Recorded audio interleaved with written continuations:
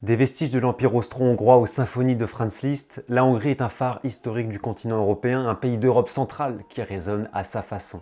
Sa capitale Budapest est réputée pour être vivante, pour son parlement, trésor architectural, ses thermes, le château de Buda. Rajoutons également le village d'Oloko ou la route des vins qui sillonne les régions magyares sur les traces du Tokaj. C'est un pays plein de folklore et de traditions, entre les goulash et les kürtös-kalács, les costumes, danses traditionnelles et l'aigle tout roule. La destinée de la Hongrie se lie dans l'union de Buda et de Pest, dont le Danube est un peu le fil conducteur, mais aussi dans la contestation. C'est l'histoire d'un peuple qui s'est révolté en 1848 ou qui a dit non au communisme en 1956, l'histoire d'une terre qui a brillé par ses inventions, son appétence pour l'ingénierie, les mathématiques. C'est également une langue unique, complexe, une présence millénaire, celle des Magyars. Bref, la Hongrie, c'est un pays fier de sa culture, de son passé. Et en politique, ses revendications très nationales restent toujours d'actualité. Bruxelles peut en témoigner. En football, la Hongrie est un de ces grands d'antan, un pays qui fait partie de ceux qui auraient mérité d'écrire leur nom dans le palmarès mondial. C'est un large mélange entre désillusions de Berne et Puskás, entre longue traversée du désert et retour attendu, entre ultra chaud et championnat peu exportateur. Mais le football est aussi une arme nationaliste, l'exaltation d'une Hongrie plus grande que celle de la carte, un pays qui se veut redevenir une grande puissance du ballon rond. On part aujourd'hui pour un voyage footballistique. Salut tout le monde, c'est Valentin, bienvenue sur l'Arena Foot. J'espère que vous allez bien et je suis super heureux de vous retrouver pour le 8e épisode de notre série Zoom sur le foot qui fête aujourd'hui son premier anniversaire, 1 an depuis Zoom sur le foot en Suisse et l'épisode 1. Celui-là, je l'attendais, ça fait plusieurs mois que je veux le faire. Nous faisons escale sur les rives de Budapest à la découverte du football en Hongrie. Mais avant qu'on débute cette vidéo, maximum de likes pour le premier anniversaire de Zoom sur le foot. C'est un clic gratuit, ça soutient tellement. Et puis abonnez-vous, on est proche des 6000 abonnés, c'est la meilleure des récompenses pour moi. Et merci encore de me permettre de parler de cette passion avec vous. J'essaye de travailler mon accent hongrois, c'est pas simple. Je m'excuse par avance si j'écorche quelques noms. Installez-vous bien confortablement et on est parti. La Hongrie est un pays de sport. Le water-polo est bien évidemment considéré comme le sport national. Son équipe est une des références au JO. C'est le plus beau palmarès. D'autres sports comme le hand, l'escrime, la gymnastique ou autres sports aquatiques sont très populaires.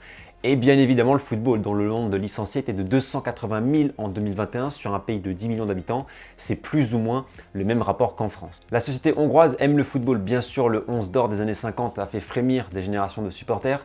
Mais il faut aussi dire que pendant de longues années et encore récemment, le football n'occupait plus forcément une place centrale dans le cœur des familles hongroises. Le football local, le championnat hongrois.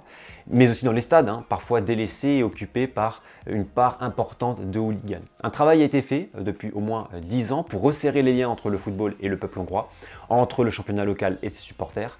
On en voit les effets, mais on en parlera surtout dans le dernier chapitre de cette vidéo. Comme toujours avec Zoom sur le foot, évoquons le championnat national, l'OTP Bank Liga, championnat de 12 équipes, qui est un des plus vieux championnats du continent puisque cette année c'est la 124e édition du championnat hongrois. À titre de comparaison, c'est autant que la Première Ligue, 3 de plus que la Serie A et 39 de plus que la Ligue 1. Le championnat est dominé par l'ogre hongrois Ferencváros, qui est d'ailleurs l'équipe la plus sacrée dans la compétition avec 33 titres. Suit ensuite un club qui s'appelle le MTK Budapest avec 23 sacres mais qui joue en 2e division aujourd'hui. Sur les podiums des clubs plus titrés, on retrouve Újpest avec 20 titres. En ce qui concerne la Coupe de Hongrie qui offre un ticket pour les tours préliminaires de Ligue Europa, c'est là encore Ferencváros qui domine largement au palmarès avec 23 sacres, 2 fois plus que son dauphin du MTK. Au niveau des places européennes, le premier, le champion, est qualifié pour le premier tour préliminaire de la Ligue des Champions, tandis que le 2 et 3 sur le podium sont qualifiés pour les tours préliminaires de Ligue Europa Conférence. Le championnat hongrois reste un championnat assez moyen en Europe, de 3e, 4e zone, pourrait-on dire. La Hongrie est 25e à l'indice UEFA. Le pays n'a jamais gagné de C1, C2 ou C3, même si le club qui s'appelait alors Videoton a déjà joué une finale de Ligue Europa. Le MTK a Ferencváros une finale de Coupe des Coupes, de C2, mais ça reste assez limité. La locomotive hongroise Ferencváros n'a joué que 2 fois Ligue des Champions. La deuxième fois, c'était il y a 2 saisons, certes, mais ça n'arrive pas souvent. L'âge d'or de ce grand club hongrois au niveau européen, c'est dans les années 60. Il y aura quelques succès, mais dans des plus petites coupes d'Europe comme la Coupe des villes de foire. On notera quand même une belle campagne en Ligue Europa cette année pour Ferencváros avec une première place dans le groupe de Monaco et une élimination en 8e. Dans le championnat de cette année, on notera également 2 équipes, Paksi et Kecskemeti sur le podium du championnat qui jouent très bien et font une saison remarquable. La thématique suivante nous emmène dans la tribune et dans le monde ultra hongrois. Vous savez que ce sont des thématiques que j'apprécie particulièrement. Alors bien sûr, on a une ambiance très réputée en Europe, celle de Ferencváros, une grande ferveur avec les ultras des Green Monsters, les monstres verts. Voilà, un groupe adepte du virilisme, de la pyrotechnie, très mobilisable en déplacement, vraiment un public bouillant et aussi capable de réaliser de beaux tifos. Le grand rival, c'est Újpest, c'est le derby de Budapest. Regardez certaines images sur YouTube si vous voulez, mais certains le considèrent comme un des grands derbys passionnés d'Europe, un des plus féroces. Et ce derby se joue aussi en tribune avec les ultras Újpest qui font eux aussi partie des ultras les plus chauds du pays. On peut aussi mentionner d'autres groupes comme les Red Blue Devils du Fehérvár, l'ancien Vidéoton, Kispest, le club de Puskás ou alors l'ambiance à Debrecen. La situation avec les ultras hongrois avait été assez tendue, notamment durant la saison 2014-2015 avec l'instauration d'une carte club pour acheter un ticket, voire d'un scanner digital à l'entrée des stades pour le club de Ferencváros. Ils peuvent donc être des ultras assez contestataires qui obéissent également à certains rites issus de la tradition anglaise hooliganiste avec beaucoup d'affrontements entre les ultras de chaque club, parfois organisés à l'abri des regards. Mais il y a un point commun entre tous les supporters ultra des clubs hongrois, c'est l'attachement à la patrie. Vous regardez la tribune, il y a très souvent au moins un drapeau hongrois. Et c'est là le modèle assez unique en Hongrie, c'est la fusion de certains groupes ultra quand joue la sélection nationale. Peu importe les divisions et les bagarres, quand la sélection nationale joue, chaque groupe a son contingent d'ultra qu'il va mobiliser pour la Hongrie. Vous les connaissez peut-être, ce sont les t-shirts noirs Magyar Ország, c'est la brigade des Carpates. On en avait parlé sur la chaîne durant l'Euro 2020, c'est un groupe qui se mobilise énormément, il peut y avoir un cortège de 30 000 personnes organisé par le groupe. En France, à l'Euro 2016, ils avaient envahi Marseille, Lyon, Bordeaux ou Toulouse. C'est un groupe considéré à haut risque, dont le noyau est assez politisé, soutenu par Viktor Orban et adepte de ses rhétoriques. J'en parle pas plus pour le moment, car la Brigade des Carpates aura prochainement son épisode ultra politique. Mais la sélection nationale, et c'est assez rare en Europe, peut compter sur un groupe ultra très bruyant. Ça nous fait une transition toute trouvée avec l'équipe nationale hongroise, avec cette sélection historique, tout simplement. C'est une des plus vieilles sélections au monde, fondée en 1902, qui va vivre de grandes heures de gloire. Ça va durer plusieurs décennies dans la première partie du XXe siècle. C'est notamment la période de la légende hongroise Imre Schlosser-Lakatos qui va inscrire 59 buts en 68 sélections. C'est l'époque où la Hongrie est un rouleau compresseur. Si vous regardez les pages Wikipédia de beaucoup de sélections nationales, vous avez les plus larges défaites et victoires dans la page à droite. Et de nombreuses fois dans les pires défaites, vous verrez la Hongrie. C'est simple, c'est à l'époque une équipe super offensive et on avance tout simplement. La France prend 13-1 en 1927, la Grèce 11-1 en 1938, l'Italie 6-1 en 1910, la Suisse prend 9-0 en 1911. Et logiquement, une telle supériorité fait que la Hongrie connaît des vrais succès avec un quart de finale de Coupe du Monde en 1934, une finale de Coupe du Monde en 1938 perdue contre l'Italie en France. Il y aura bien sûr l'épopée en Suisse en 1954 et puis 2 quarts de finale dans les années 60.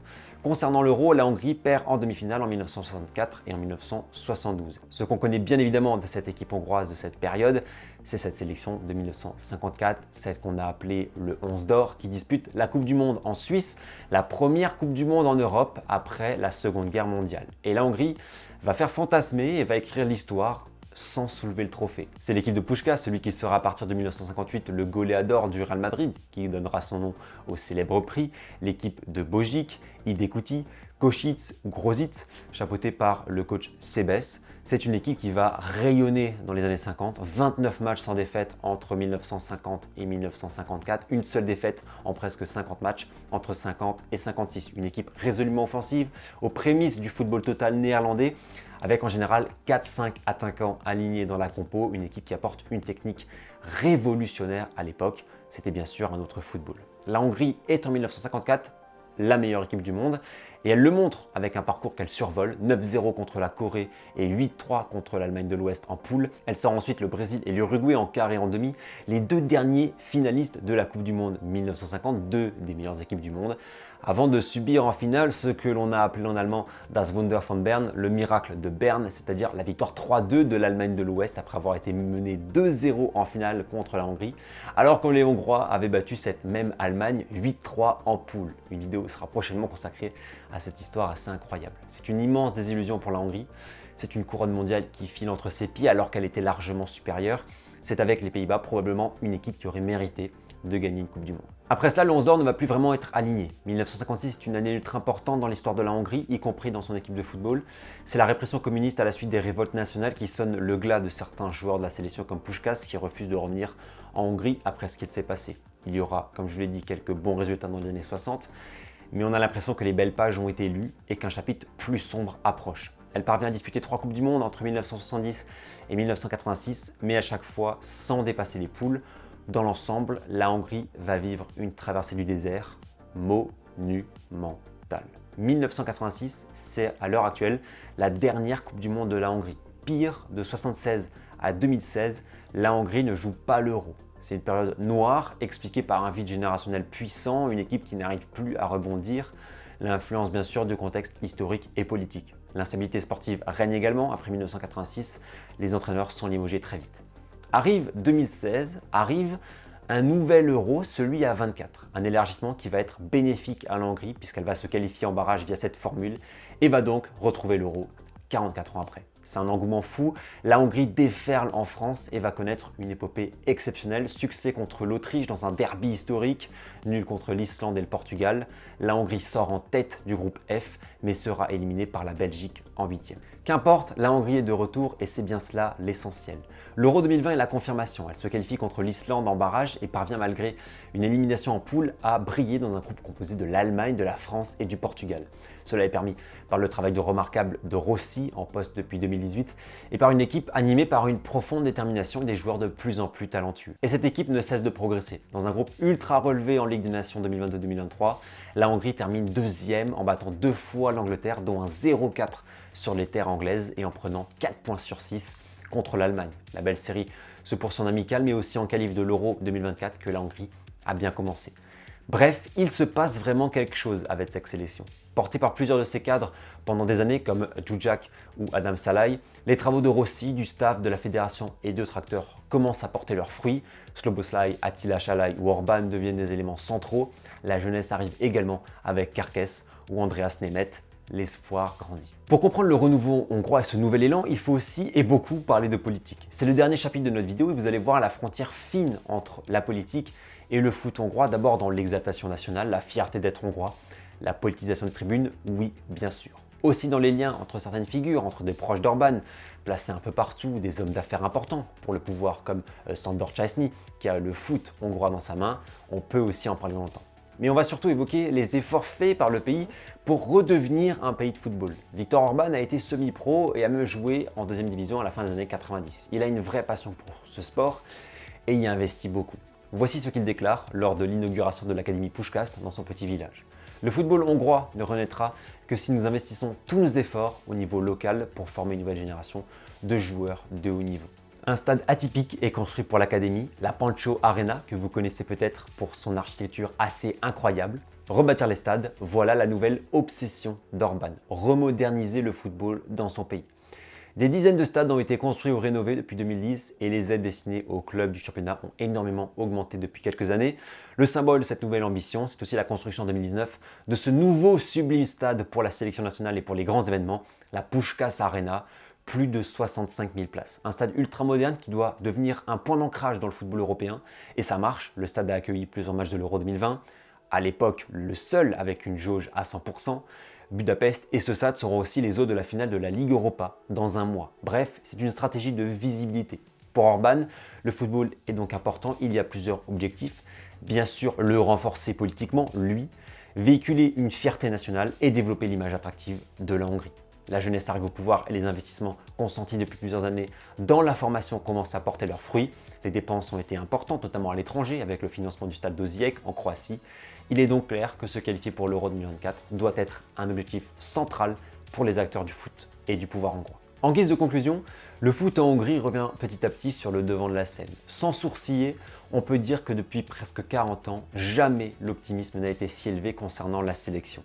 Enchaîner un 3e Euro de suite serait une réussite. Retrouver la Coupe du Monde doit être un objectif. En revanche, pour les clubs, les inégalités historiques pèsent toujours, les grands clubs hongrois ayant été parfois avantagés par le pouvoir en place. Le travail doit encore passer par la formation. Cette stratégie de développer le Made in Hongrie peut être très bon pour la sélection et on le voit, mais il faudra essayer de maintenir ces talents dans le championnat pour faire profiter les clubs et ça, c'est clairement une autre histoire. L'espérance se couple donc aux interrogations. Ça tombe bien, comme le dit un proverbe hongrois, qui croit est heureux, qui doute est sage. Bon les amis, fin du 8e épisode de Zoom sur le foot, j'espère que vous l'aurez apprécié. Si c'est le cas, n'hésitez pas à soutenir en masse et puis aussi à proposer d'autres pays en commentaire Égypte, Portugal, Japon reviennent assez souvent. Donc je pense m'orienter vers ces pays-là prochainement, mais avec l'Euro 2024 qui va arriver très vite sur la chaîne, j'ai envie de me concentrer aussi sur des pays non européens. Donc ça jouera dans mes choix. Rendez-vous dans quelques jours pour de nouvelles vidéos, grand récit et l'analyse des Tifos épisode 2. D'ici là, belle semaine, belles vacances si vous avez la chance d'en avoir. Bon courage pour les autres et on se retrouve jeudi. Allez, ciao ciao.